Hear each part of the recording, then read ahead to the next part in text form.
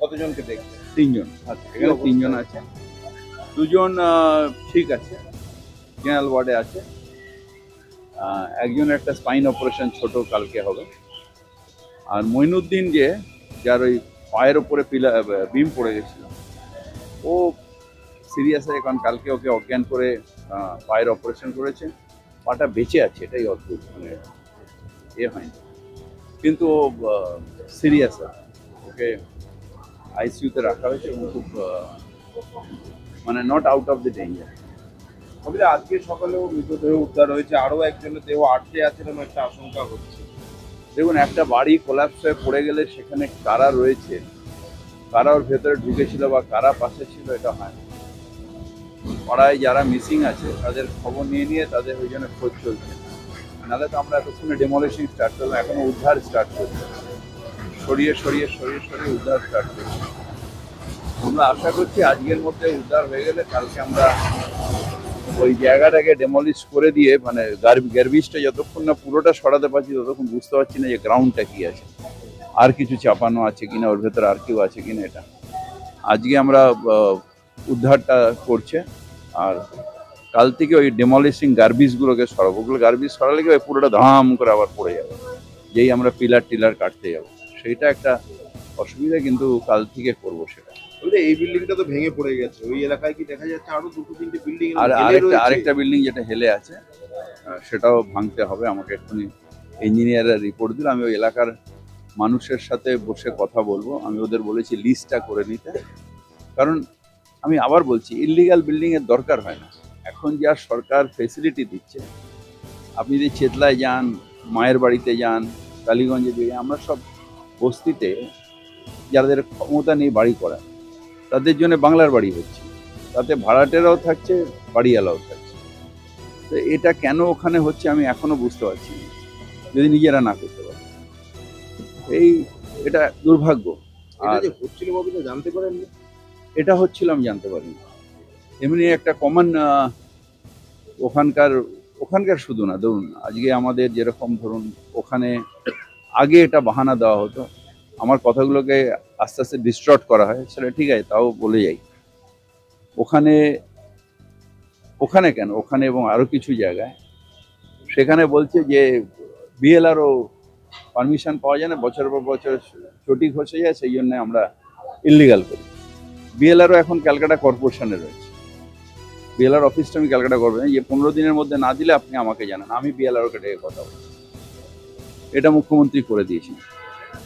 ঠিকা টেনেন্সির ওখানে কোনো ইলিগাল করার দরকার নেই, ওখানে যদিও ঠিকা টেনেন্সি নয়, ঠিকা টেনেন্সি যেখানে আছে, ইলিগাল ঠিকা টেনেন্সিকে পারমিশন দেওয়ার জন্য 15 দিনের মধ্যে আমরা বসে আছি। তারপরেও এটা হচ্ছে, এটা একটা সামাজিক ব্যাধি হয়ে দাঁড়িয়েছে। এবং এটা যেটা হলো, এটা খুবই দুঃখের। নিয়ম নেই। পুলিশ কাউন্সিলর কেউ দেখলো না? না, কাউন্সিলর না, দেখার কথা বিল্ডিং ডিপার্টমেন্ট। যদি ধরুন আমি কাউন্সিলরকে ছেড়েই দিলাম, বিল্ডিং ডিপার্টমেন্ট যাদের আধিকারিক, যারা মাইনে পায়, তাদের দেখার কথা। তাদের আমরা অলরেডি শোকজ করেছি, সেটা ঠিক করে আমি জানি, কেউ তো আর আমাকে করবে না যে। কিন্তু আমি বারবার করে আমি যে আপনাদের কাছে পাঠিয়েও দিচ্ছি, যে নোটিশগুলো আমি পাঠিয়েছিলাম বিল্ডিং ডিপার্টমেন্ট, সেগুলো পাঠিয়ে দিচ্ছি, ওকে পাঠিয়ে দিচ্ছি, যে কাউন্সিলর জানতে পারুক কি না পারুক, এটা আইনত আমি বলতে পারি। তার কেরম আপনি যেরকম প্রেসের লোক জানতে পারলো না, জানতে বললেন যে দুটো বিল্ডিং এখনো হেলি আছে। আজ থেকে অন্তত 6 মাস আগে আমরা খবর করেছিলাম, সেখানে পুরসভার লোকেরা গিয়েছিল, তারপর শুধুমাত্র একটা নোটিশ বোর্ড টাঙানো হয়েছে বিপজ্জনক, আর কোনো ব্যবস্থা যেহেতু ওখানে লোক থাকে, আমরা নোটিশ টাঙিয়ে লিগ্যাল প্রসেস না করলে অতগুলো লোককে আমরা এখন এমার্জেন্সি সিচুয়েশন আমরা ভ্যাকেট করে দিই। এই দুটো বিল্ডিং ভ্যাকেট করা হবে, ভ্যাকেট হয়ে গেছে। কিন্তু এমার্জেন্সি না হলে আমরা ভ্যাকেট করব, তারপর তো রাইট টু প্রপার্টিতে তারা আমাদের বিরুদ্ধে কম্পেনসেশন চাইবে, তখন দেবো কোথায়? আইনত অনেক রকম সমস্যা আছে, তার মধ্যে লড়াই করছি। আমি ওটা আপনার অফিসে পাঠিয়ে দিচ্ছি। পুরসভা এলাকায় আরো যা সমস্ত বাড়ি আছে সেগুলো কি চেয়েছেন? চেয়েছি। পুকুর ভরাট কেন, তো ইনফরমেশন দেয়নি তো।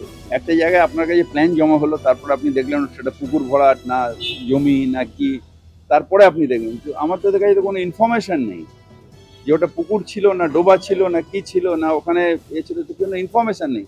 পুকুর ভরাট কেন বেআই? প্রথম কাজ হচ্ছে যে প্ল্যান ছাড়া বাড়ি করাটাই তো বেআইনি।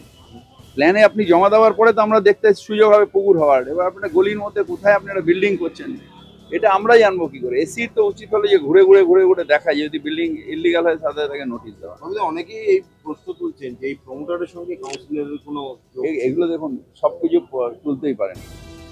কালকে আপনার চ্যানেলে এমন একজনের সাথে ইন্টারভিউ হলো যেটা নিয়ে আমি খুব লজ্জিত। সুতরাং এই তো যে কেউ তুলতে পারে। আপনি কাউন্সিলর কি দায় এড়াতে পারেন পুরোটা? নিশ্চয়ই আর এড়াতে ওয়ার্ডে পারেন। হচ্ছে। আইনত এড়াতে পারেন, আইনত এড়াতে পারেন। তার কারণ চেতলাতে ধরুন আমি কাউন্সিলর, কোথায় কি হচ্ছে আমার জানা সম্ভব না। চেতলায় বেআইনি হয় না আলাদা কথা, কিন্তু কোথায় কি হওয়া সম্ভব না। আর ওইখানটা একটা অনেক দিন ধরে এই প্রবণতা চলছে। কিছু জায়গা হয় না সামাজিকভাবে অ্যাকসেপ্টেড হয়ে যায়, আমাদের এলাকাগুলো সামাজিকভাবে ইলিগ্যালিটি অ্যাকসেপ্ট হয় না, কিন্তু অনেক জায়গায় যে সামাজিকভাবে অ্যাকসেপ্ট হয়ে যায় তাদের এও দেয় না, কি বলে,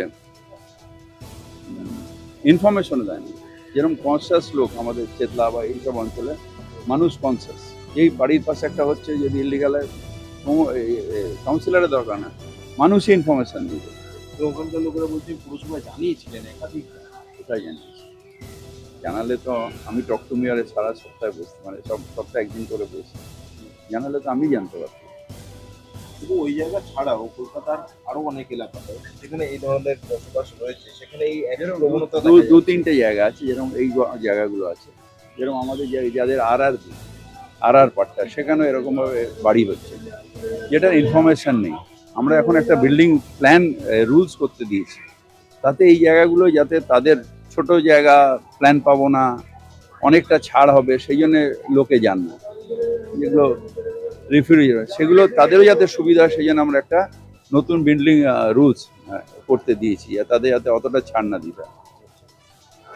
তো এগুলো চেষ্টা করে যাচ্ছি, একদিনে হবে না, চেষ্টা করে যাচ্ছি। তাহলে যদি কোনো পুরসভার কোনো কর্মী এর থেকে অসাধু চক্রের সঙ্গে যুক্ত তাহলে থাকে, আইনত পুরসভার তার রুলস আছে, সেই রুলস অনুযায়ী তার হবে এবং তার চাকরিও যাবে।